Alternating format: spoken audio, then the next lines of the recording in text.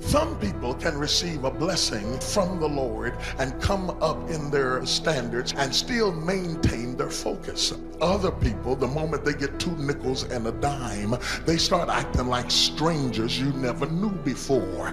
They just cannot handle the blessing of the Lord. One good blessing and they can't speak to anybody, and one good blessing and they're shaking your hand with 3 fingers out.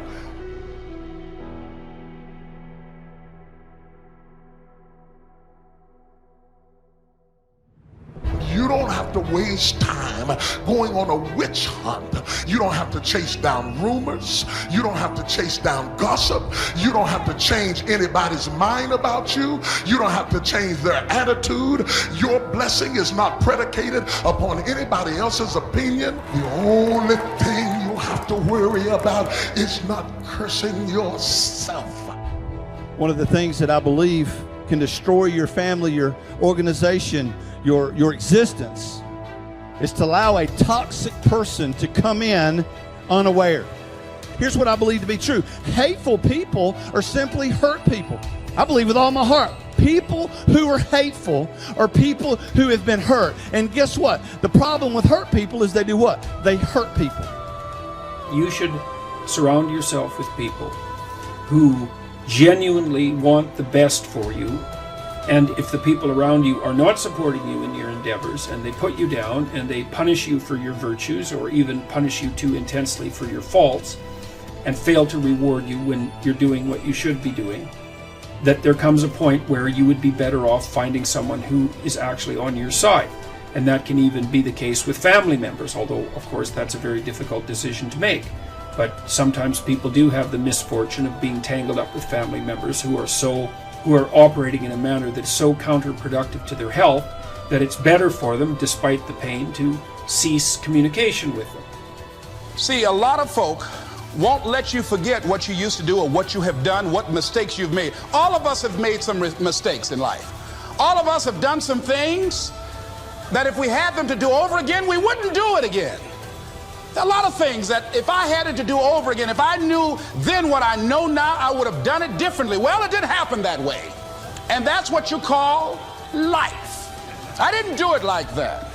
Oh, you don't want me to live that down, huh? You want to keep on putting that in my face about what I did. Guess what? I'm not interested. That's what I did then. Won't do it today, so you are picking on an innocent man. There are people that do not want you to lift your head and to walk proudly in this life. What they will say to you is, hey, don't you remember what you did back then? But see, the haters, they see that, and because they don't have that peace, they don't want you to have it either. I guarantee you, if you show me a person that is a hateful person in this life, I will show you a person that has been treated hatefully in his own life. He's been treated cruelly. He has been outed. He has been disenfranchised. He or she has been disenfranchised. But I would say, even if you don't like the idea of removing the toxic people in your life, you should certainly endeavor to surround yourself with the sorts of people that you would want to surround someone that you regarded as your friend or loved one. So you need to extend the same courtesy to yourself, especially to the part of yourself that's striving upward, that you would to someone that you cared for.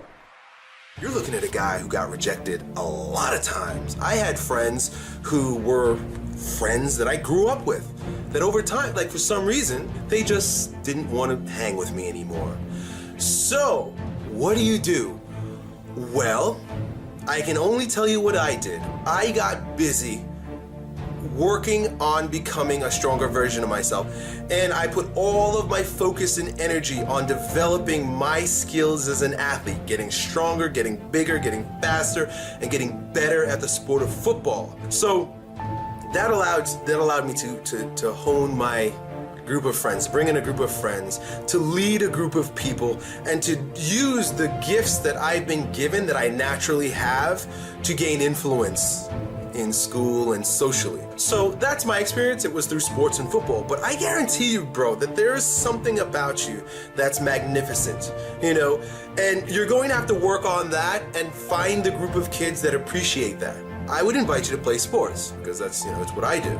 But if that's not your inclination, find a group, find other cliques of individuals that you can gain influence with, that you could earn friendships through because you have a common goal or a common value. Unapologetically get rid of all things, people, and situations that no longer belong in your life. That means you are going to boldly step into and walk into the unfamiliar. Boldly and abruptly get rid of things, people, and situations, relationships, friendships, surroundings. Deciding that you love yourself enough to no longer walk in the direction of pain, drama, or dysfunction. There's no way that you can say that you love yourself when you don't like most of your friends.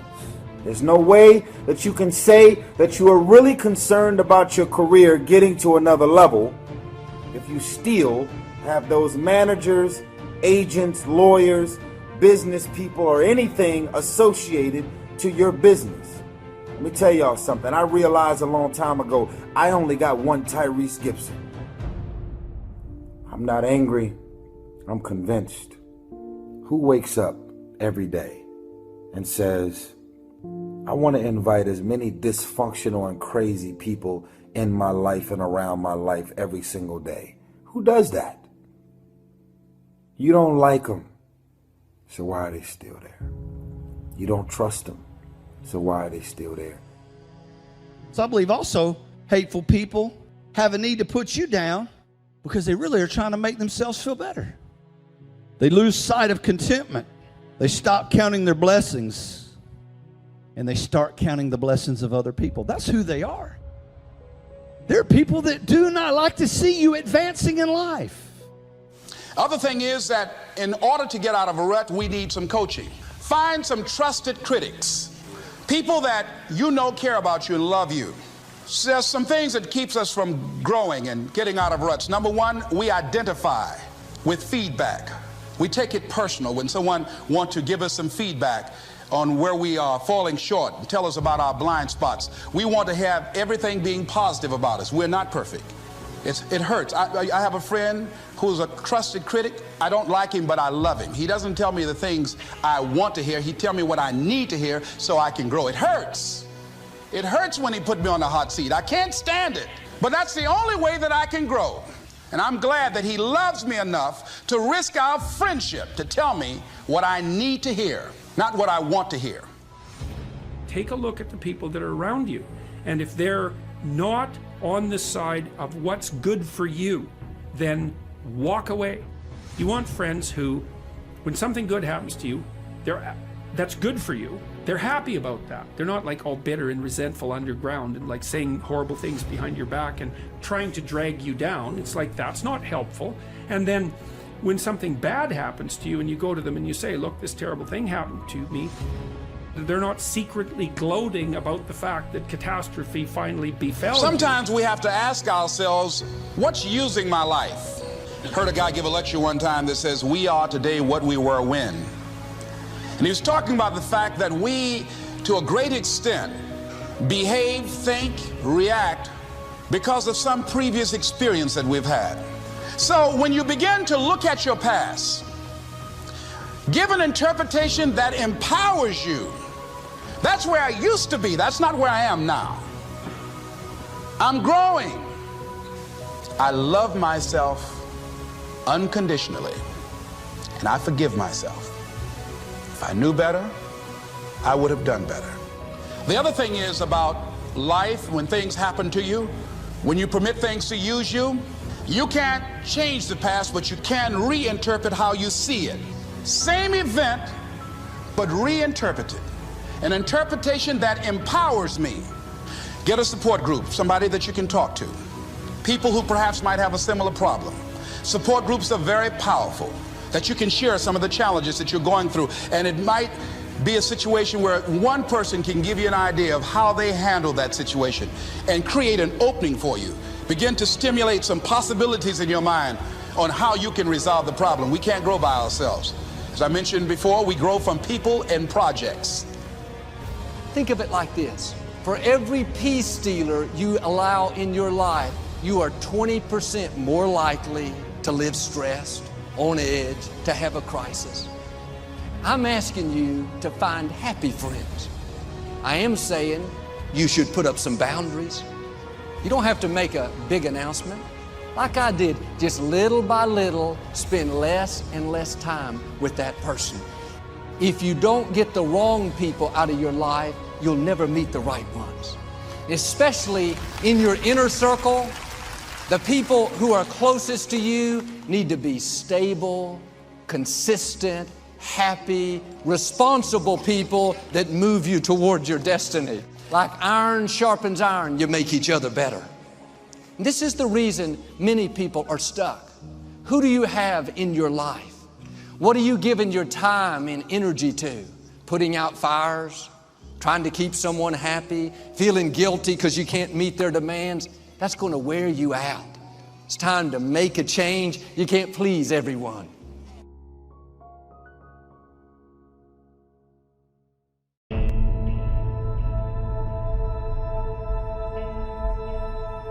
Winter comes after fall. Night comes after day. Difficulty follows opportunity. Recession always comes after expansion. It's been the rhythm of life for the last 6,000 years of recorded history. So the winters are going to come. The winter of sickness, the winter of disappointment, the winter of devastation, social winters, economic winters, personal winters when your heart is smashed in 1,000 pieces and the nights are unusually long. It's simply called wintertime. But the winters are inevitable. So it has been for the last 6,500 years recorded history. You say, well, Mr. Rohn, what can I do about the winters of life? That as you go through the challenges of life and you look at it and embrace whatever comes to you, don't run from it. Step toward it. Don't try and duck it like most people do. See, most people want it easy. See, easy come, easy what? Easy go. And literally what I've learned in these moments is that I have to stop listening to myself and I have to start talking to myself. I'm like, Rich, you're great. I'm like, looking in the mirror like, you can do this. Rich, you can handle this. Rich, this is not a big deal.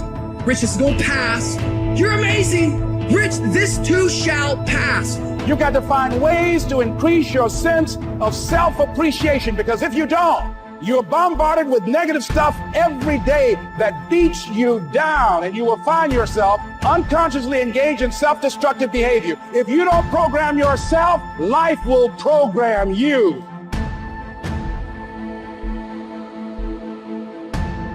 There's two sides of pain. There's one side of pain that's the suffering and the discomfort side of pain. But then there's another side of pain that's called effort. It's called glory. And if you never tap into it, it's because the first time you felt it, you backed off.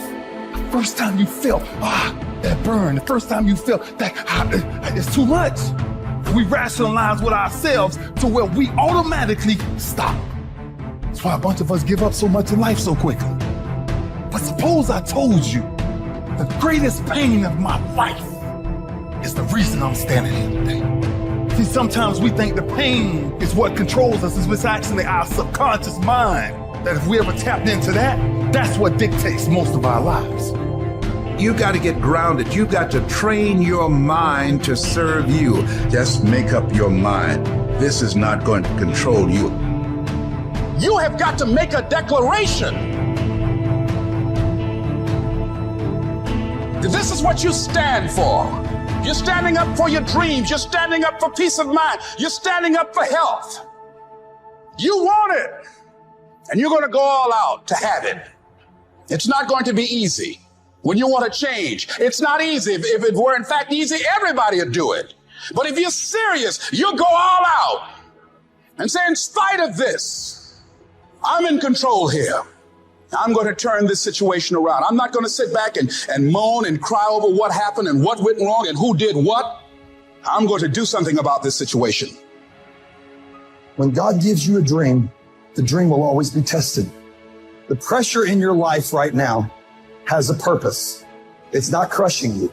It's pushing what's on the inside of you out. It shows you who you are. It's a dog fight.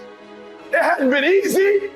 It's a dog fight. The road hadn't been success, like it's just a paved road and like E.T. go this way. It's been rough. It's been crooked. It's been hard. But I've made up in my mind that I will get a reward for the pain that I go through. I will not stop in the middle of the process. I will not be defeated. I will not be destroyed. I will take everything that happens in my life and I will allow the pain to push me to greatness. You will not break me. You will not stop me. You will not defeat me. The only way I lose is if I quit. It's going to be a dog fight. I choose to fight back. Life is rough. You can allow it to destroy you, or you can allow it to build you up. Draw the line, ladies and gentlemen, and just say enough is enough. Get out of that narrow-mindedness. Get out of that defeated mentality. Get away from that circle. Get away from those people that don't wish you any good. Get away from those people that don't want you to succeed. Get out of the tent. Get out! Here's what's exciting about the passing of time. It takes you through whatever you're experiencing at the moment. That's what time will do, take you through the winter. Now, how do you handle the winters? Make this little note. You can get better, and you can get stronger, and you can get wiser. There's no winter that you can't overcome. There's no winter that you can't figure out how to survive. You must look out for your enemies. And believe me, we're going to have some. There's going to be political enemies. There's going to be social enemies. There's going to be people that'll be envious. They will not be your friends. How you gonna show power if you're not up under attack? How you gonna show resistance if something's not trying to pull you over? Resist, resist. Stop being neutral and stop being indifferent. Resist. Take a stand and resist. And each battle brings you to another level. I thank God for the stuff I had to fight. I don't know that I've spent a day in my life thanking God for my car. I appreciate the car, but just be walking around the house thanking God, ooh, thank you for the Mercedes, thank you for that, thank you for the Bentley, not a day, thanking Him for stuff, thank you for this house, thank you for this pool, thank you for that, no, because all that stuff, when you get in trouble, you don't even notice it, it don't even make no difference. When you're really up under attack and the enemy's coming after your children and after your health and after your mind, you don't care what you're driving, I might as well be driving a bus, it don't make no difference. But I thank Him for the stuff I had to fight. There's nothing as powerful as the human spirit. You can't destroy it. You can pervert it, but you can't destroy it. If you can't fly, run. If you can't run, walk. If you can't walk, crawl. But by all means, keep moving. One of the major things Shove taught me when I met him, he said, poor thinking habits keeps most people poor. Not poor working habits. Most people work hard, but they don't think hard. And Shove taught me that the mind is like a factory, a mental factory. And whatever you think about all day long pours ingredients into this mental factory. And that's what builds the economic, social, financial fabric of your life.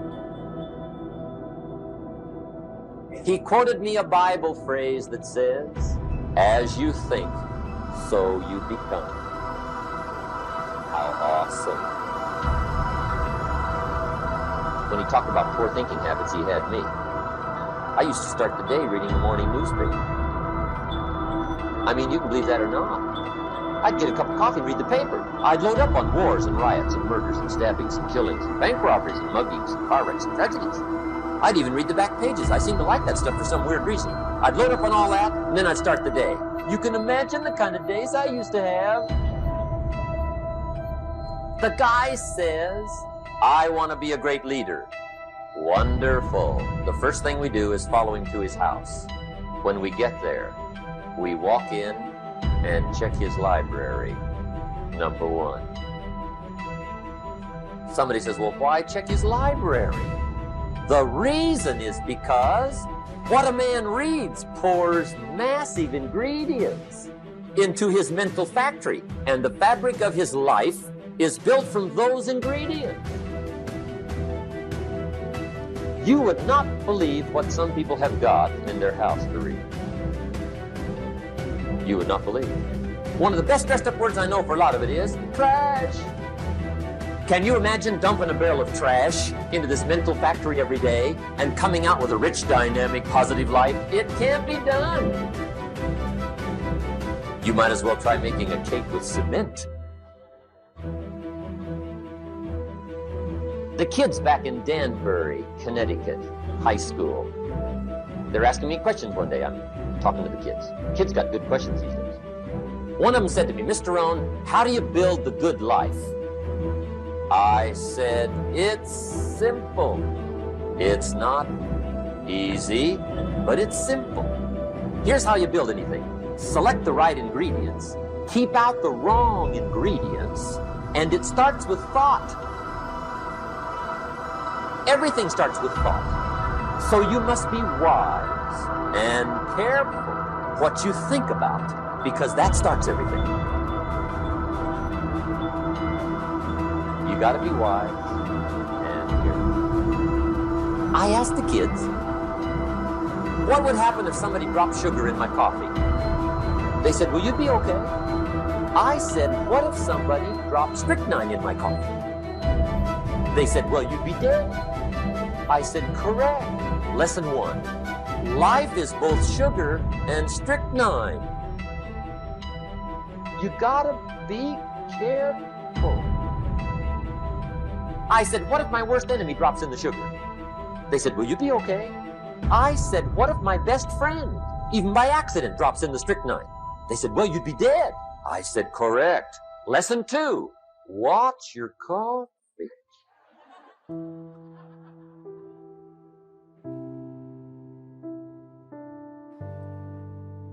It's necessary you take responsibility for it, that you make it happen, that you don't give up, that you don't take any objection or disappointment or defeats personally, that you keep on keeping on, that you don't decide that I can't make it because you can't see the light at the end of the tunnel, that you realize that's a part of the program. And here's something you've got to resolve. Say this to yourself every day. See, as long as you're breathing, you got a shot at your dream. That's the way I resolve. Say this, please. It's not over until I win. Not over till I get through. Not over till I get over. Not over till I get what I want. Door can't open today, look out. I'm going to come back and take the hinges off. You've got to have that kind of courage, that type of determination. If you want to make it happen, it's you. That you've got to take personal responsibility to make it happen. I'm asking you to stand at the door.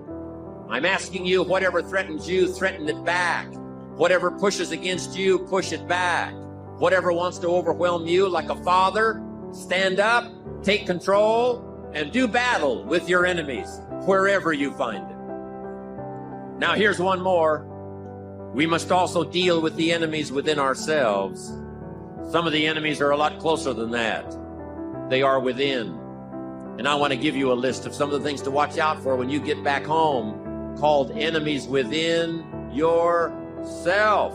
Here's the first one, indifference. Whatever you do, practice not being casual. You've got to shake off sometimes the lethargy that would say, oh, well, maybe it's not going to work for me. Don't be casual. Casualness creates casualties. You've got to deal with it. Indecision is called the thief of opportunity. Make decisions even if it's a wrong decision. Do the very best you can, make a decision and go with it. If it doesn't work out because it was a wrong decision, I'm telling you, that gives you experience now to make a better decision. Here's the next one, doubt. We've all got to deal with the enemy of doubt. Cynicism has a unique way of crowding in on all of us. Being cynical about society, being cynical about the past, cynical about the future. I'm asking you, don't let that disease grab you by the throat and ruin your chances to do well. Yes, it's easy to doubt that it can happen. It's easy to doubt. We've all got fears that want to crowd in. And here's one of the worst ones of all, and that is to doubt yourself. Don't doubt your own ability. Don't doubt your own strength. You can make it through. Next is worry. I mean, you know, you got to worry some. but here's the clue. Don't let it conquer you. Mark this down. Let worry alarm you, but don't let it conquer you. We all need to be concerned. We all need to be concerned. If there's enemies around, we need to be concerned. If it isn't going well, yes, we need to be concerned. But I'm asking you to let it concern, let it touch you, let it alarm you, but don't let it conquer you. Take all of the worries you've got and try to drive them into the smallest corner you can possibly find. So whatever your enemies are here, drive them into a small corner. Here's the next one. Over caution. Hey, in the spring, if you're too cautious, you never will plant the seed. If you're too cautious, you won't take the chance. If you're too cautious, you won't step out front. Make this note. You got to take a chance. Drive your tendency to be too cautious. Drive it into a small corner. Yes, you can't be gullible. No, you can't go for everything. Yes, you've got to be careful. Yes, but don't be so cautious that it paralyzes you. Don't be so cautious that it restricts your chance to do better. See if you can't conquer that. Here's the next one. Pessimism. Yes, there's the dark side. Yes, there's the problem side. Yes, there's the difficult side. But I'm telling you, it's not the only side. Yes, the glass is half empty, but it's also half full. Yes, there's the dark side, but there's the light side. Yes, the night comes, but so does the day. I'm telling you, don't be afraid of both sides, opportunity and difficulty, chance and danger. Learn how to handle it all. Now here's the last one. You've got to deal with it. I have to deal with it. We all have to deal with it. And that's complaining. Yes, there's room for a legitimate complaint. But here's what I'm asking you. Don't let complaining master your life. If you become a chronic complainer, I'm telling you, nobody wants to be around you. Chronic complainer. I wouldn't want you for a business partner. Don't let complaining conquer your life. Don't become a victim of yourself. Repeat after me, please, with power and conviction. Say, it's possible. That's all I want you to do when you look at your dream. Just say to yourself every day, it's possible. Just say that every day to yourself, it's possible. Because what does that do? See, it begins to change your belief system. See, the way in which we operate, ladies and gentlemen, it's a manifestation of what we believe, what's possible for us. Whatever you've done up to this point, all that it really is a duplication, it's a reproduction of what you believe subconsciously that you deserve and what's possible for your life. You got to be careful. See, it doesn't matter who hands you the bad stuff. It doesn't matter where you get the bad stuff. It'll still do its damage on your bank account, wherever you get it. Mr. Schoaf gave me one of the greatest phrases when I first met him when he said, Jim, every day stand guard at the door of your mind. How important. Stand guard at the door of your mind. And you decide what goes into your mental factory. Don't let anybody just dump anything they want to in your mental factory, because you've got to live with the results. Philosophy is simply what you know. Now, to correct a couple of old cliches, what you don't know will hurt you. And to correct another one, ignorance is not bliss. Boy, it's so important to have the correct philosophy. It's so important to know. Philosophy sets the course of your life. Philosophy is simply what you know. So it's important to know. I'm telling the kids these days, make sure you get the information while you're here. I'm talking to the Newport Harbor High School kids in some lectures last year and this year. And my encouragement is, make sure you get all the information while you're here. I know it's laborious. I know it isn't easy to read the books and take the classes and try to get good grades. But hey, while you're here, gather it all up. The book you miss will make a difference. Right? The information you don't get will make a difference in the legacy of your equities over the next few months, the next few years. So philosophy, this is where it all begins. Now, I've divided philosophy into three parts. One is basic, starting out philosophy. The baby starts processing information right away. Cold is bad, warm is good. Hungry is awful, food is terrific. The baby starts reacting and processing information and having certain reactions to it. So our philosophy starts early, gathering information and reacting to it. Next is expanded philosophy. At least enough philosophy to be gainfully employed and offer a value to society and find your place in the marketplace. You know, be a reasonable, decent human being. Expanded philosophy. But now how do you become wealthy and powerful and sophisticated, influential and unique? Simple word, refined philosophy. The refinement of philosophy. The extra studies and the extra books and the extra classes and the extra thinking, the extra pondering, the extra give and take of testing ideas and debate and discussion. That's where the extra life comes from, is in the dimensions of refined philosophy, the extra thinking. And these are the steps of intellectual discovery that a lot of people just don't want to take, or they're too busy to take it, or it presents itself in too strong and tough a manner, these extra skills. But I'm telling you, once you start engaging in these extra skills, you won't ever want to go back. This new intellectual discovery is where the wealth is. It's where the happiness is, the good life, influence, power. Refinement of philosophy. Now, our philosophy comes from a lot of places. Let me give it to you. Number one, from teaching, the influence of others, from the books we read, from the classes we take. And you might underline the word influence. This is where a big share of our philosophy comes from. Influence. In another series, we asked 3 major questions. Who am I around? That's called big questions. Some questions are little and some are big. This is a big one. Who am I around? Question number 2, what are they doing to me? This is called major. This is called big. Where have they got me going? What have they got me reading? What have they got me thinking? What have they got me saying? And the big biggie, what have they got me becoming? Influence plays a major role in the development of our philosophy. How we think, how we speak, the formulation of ideas, the things we weigh concerning values. All of this is so important. What we know, the mind, thinking, processing ideas and information. Ideas are simply information taking form. Now, we do something very important with what we know. We weigh it. We put it on our mental scales and we weigh it. And I don't know, we may give it a number from 1 to 10. Probably not consciously. But if we hear something and we come into possession of some information and we give it a 10, we'll probably act on it right away. If we give it a 1, we'll probably let it slide. If it's important, we'll do something about it. If we don't think it's important, we'll probably let it go. But it's so important to evaluate. A key word we learn in leadership skill training, perception. Trying to find value in something. Where is the value? How valuable is it? How important is it? Is there something here that I can't see at first glance?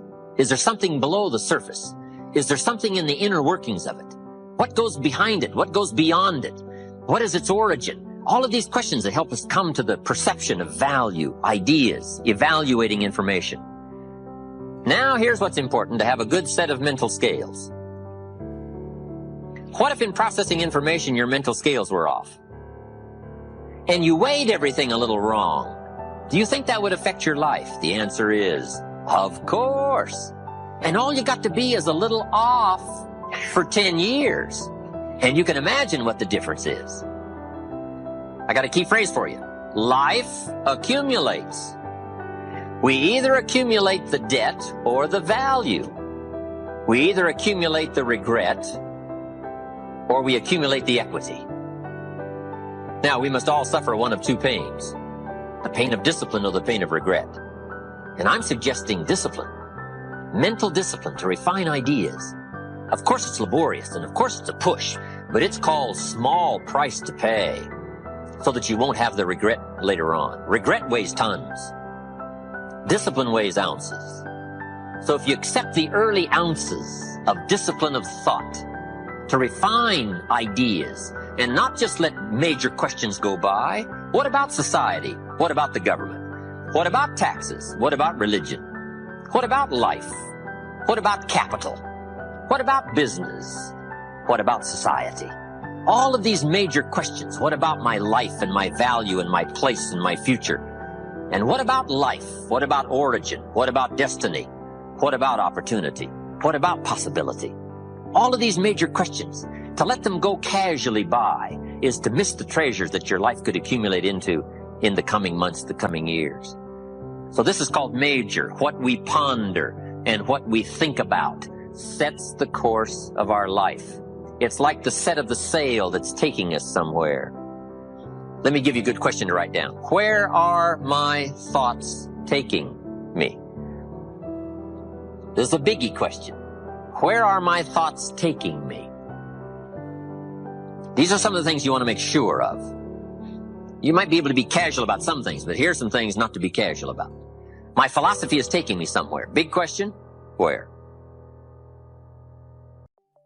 In your soul, there have been times in your life, I know, when you've had something that you wanted so much. Maybe you wanted something for someone you care about. Maybe you wanted something for yourself, but you became so obsessed with something, achieving it, experiencing it, whether it was a transformation, in yourself, change in your business, making a certain amount of money, getting a job, increase of some position.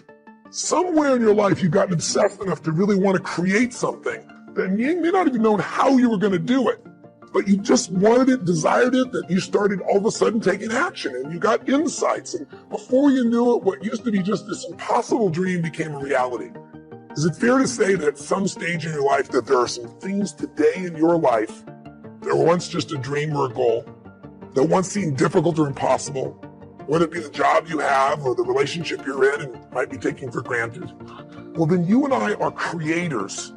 And very often when we get overwhelmed by so many things that we feel out of control by, we start getting into being managers of our life, managing our pain, managing through the situation. You've got to allow yourself to be able to take advantage of uncertainty. You have to work on change. Change is automatic. Progress is not. Progress comes when you tell yourself the truth and you're able to feel the uncertainty and take action anyway. The thing that stops us all is fear. It's no surprise. Fear of failure, fear of rejection, fear of the unknown, fear of not looking good. And that fear we could translate into the simple thing of uncertainty. Someone who's incredibly successful, someone who's truly a leader in their life or in their field. The one thing they have in common is they exude this sense of certainty. Great leaders know how to step in the uncertainty and bring the certainty to the situation. I think that's why Paul said you've got to learn how to walk by faith and not by sight. That once you begin to trust yourself and your ideas and your instincts, life takes on a whole new meaning, because now I want you to do that feeling that you are led. Just feel, I am led. Ladies and gentlemen, don't give your power away. You don't need anybody to approve your dream. It was given to you. If they can't see it, it's because it wasn't given to them. It was given to you. Hold it, nourish it, cultivate it, work on it. It's yours. It's your baby. Work on it until it comes into fruition. I gave away my power and I said, I'm not going to do that no more. No limit people are human beings who take what they are and accept it, and don't tell themselves that somehow they're deficient because of anything about themselves. This is a very crucial concept for me and for virtually all of us. It's this idea of taking your life in your own hands and being the kind of person that you choose to be, and understanding that everything that comes your way is an opportunity, is a blessing.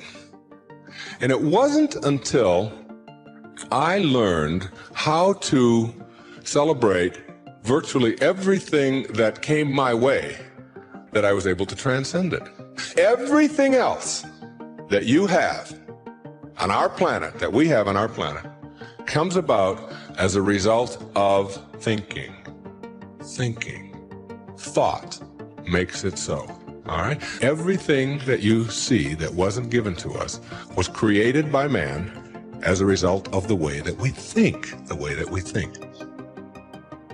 So what gets inside of us as a cell comes about as a result of the way that we choose to think in our lives. Very important principle to understand, because once you get a hold of thinking, and that it creates everything that you have in your life. You can change and make it as absolutely perfect as you want it to be, because thought makes it so. When you make decisions about what to focus on and what things mean and what to do, and you're unconscious, you get pretty terrible results usually. Now, we've all done this. I do it still. We all do. But if you want to change your results, you got to become more conscious in your decision making. So think about it. What you focus on, you will feel. Whether it's true or not. You focus on how people don't care, you're going to feel they don't care. Second decision you make is what do things mean. So you focus on something someone does and you come up with a meaning, and the meaning is, no one loves me. The meaning is they're trying to take advantage of me. Depending on what meaning you come up with, and you get to choose the meaning of anything. For some people, they say, this situation happened with the economy, and what that means is, I'm going broke. Somebody else said, the situation happened with the economy, guess what? That means I'm gonna work harder, I'm gonna be more creative, it changed everything. Everybody else is gonna quit, so we're gonna dominate the marketplace. For people to do it. Is this the... Now you're here right now. You got it and you handled that fear. You kicked it out of there. All right? Remember that play Color Purple? I remember when Albert told the girl she couldn't go with Sure. He said, where you going? You know, this girl been wanting all her life live her dream. But she was afraid. She felt incompetent and he had beaten her down and her self-esteem had eroded. He said, where you going? You can't talk, Sure can talk. You ugly, you dumb, Sure got class, you ain't got nothing. Where you going? You ain't gonna make it, you're gonna fail. She said, look here, I might be ugly, I might be dumb, I might can't talk. She said, but I'm still here. I'm still here. And so as you begin to look at the fears in back of you, you came through those fears and you're still here. See, that's a testament about how powerful you are. And so whatever the volcano is, you have the capacity to take that volcano on, the capacity to jump in it and find your true identity. Here's another thing that keeps a lot of people from taking on the volcanoes and jumping into the challenges that they're confronted with. The fear of making mistakes or not feeling good enough. Guess what? You're going to make some mistakes. You're going to make a lot of mistakes. Guy said this, and it's true. He said, the person who has never made a mistake hasn't done anything. You're going to make some mistakes if you want to do something out here. You're going to fall flat on your face. You're going to be criticized when you come out into the arena called life. You're going to feel awkward and stupid and dumb sometimes. It goes with the territory. But it's okay. What's important is that you bring your stuff out here. Are you good enough? Prepare yourself. See, there's no substitute for competency. A positive attitude won't get it. Being enthusiastic won't get it. So you got to prepare yourself. You've got to develop yourself. You've got to practice. You've got to work. You've got to do your homework. You've got to do your research. See, a lot of people have a yes, I can attitude, but a no, I can't aptitude. And competency builds confidence. And confidence feeds into competency. See, the better you become, the more confident you feel. And the more confident you feel, the better you want to become. You realize that you have no ceiling. That you can better whatever you've done so far. You can go beyond that. You don't become cocky and arrogant, feeling that you've already arrived, as most people have. And that's why they've settled for less than what they rightly deserve in life. Because they feel they've arrived and they say, well, I can rest now. I can rest on my laurels now. I've made it. Stop doing the things that you know are wrong that you could stop doing. Right? So it's a fairly limited attempt. First of all, we're not going to say that you know what the good is or what the truth is in any ultimate sense. But we will presume that there are things that you're doing that for one reason or another you know are not in your best interests. There's something about them that you just know you should stop. They're kind of self-evident to you. Other things you're going to be doubtful about. You're not going to know which way is up and which way is down. But there are things that you're doing that you know you shouldn't do. Now, some of those you won't stop doing. for whatever reason. You don't have the discipline, or maybe there's a secondary payoff, or you don't believe it's necessary, or it's too much of a sacrifice, or you're angry or resentful or afraid, who knows? So forget about those for now. But there's another subset that you could stop doing. It might be a little thing. Well, that's fine. Stop doing it and see what happens. And what'll happen is your vision will clear a little bit. And then something else will pop up in your field of apprehension that you will also know you should stop doing, and that you could stop doing, because you've strengthened yourself a bit by stopping doing the particular stupid thing that you were doing before. That just puts you together a little bit more. And you could do that repeatedly for an indefinite period of time. And you know, that doesn't necessarily mean that you're going to ever be able to formulate a clear and final picture of what constitutes the truth and the good. But it does mean that you'll be able to continually move away from what's untruth and what's bad. And, you know, that's not a bad start. First, you'll have to start paying attention to your actions. Ask yourself, is what I'm doing going to lead me to where I want to be in life? You find yourself constantly bored, daydreaming about the future or past, or counting down the minutes until the day ends. Probably because you feel disconnected from what you're doing. Cherish your time. Try to spend your free time doing things that you enjoy doing, rather than wasting time. For example, rather than spending your weekends watching television, spend them partaking in your hobbies or spending time with loved ones and new friends. Measure your productivity by engagement, not achievement. Not everything you do has to be productive in the conventional sense, but activities should be engaging and fulfilling. Keep in mind that it is perfectly fine to spend some time doing nothing and just being lazy each day. This can actually help with your imagination and self-awareness. Strive for a balance between doing things you want to do and allowing yourself to just be.